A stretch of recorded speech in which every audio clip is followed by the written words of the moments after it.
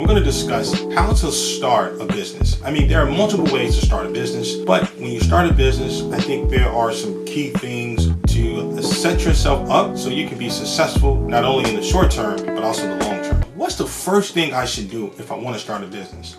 Well, you absolutely need a product or service that you want to sell. Or I think it's always good to do research on that product or service to see if there's a real demand for the product or service that you would like to sell.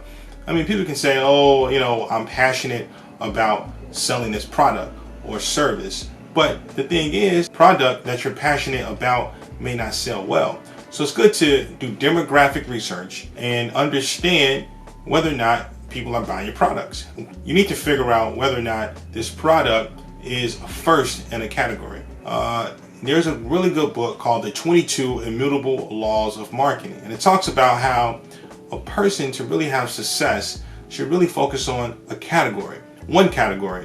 And let's say you may say to yourself, well, this category is already taken. So why am I going to go into that category?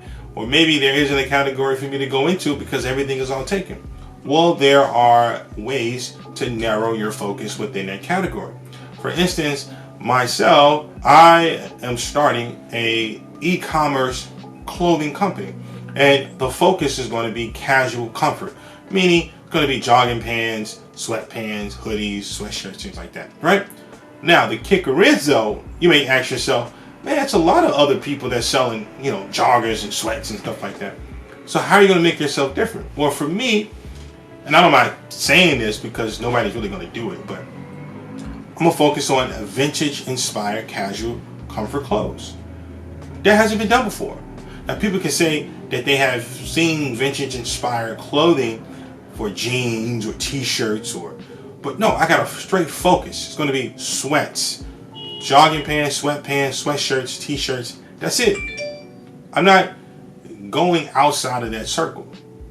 So that's my focus. So you have to, when you do your research, focus on or try to figure out either a solution to a problem or becoming first in that category.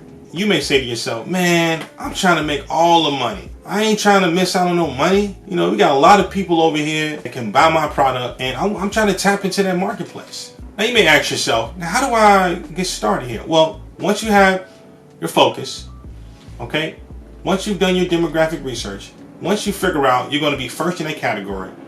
Also, let's say if you're not first in a category, you just tell yourself, look, I'm just going to be the best at what I do. Okay, fine. You can be the best. So you got to be hyper focused on being the best. Okay.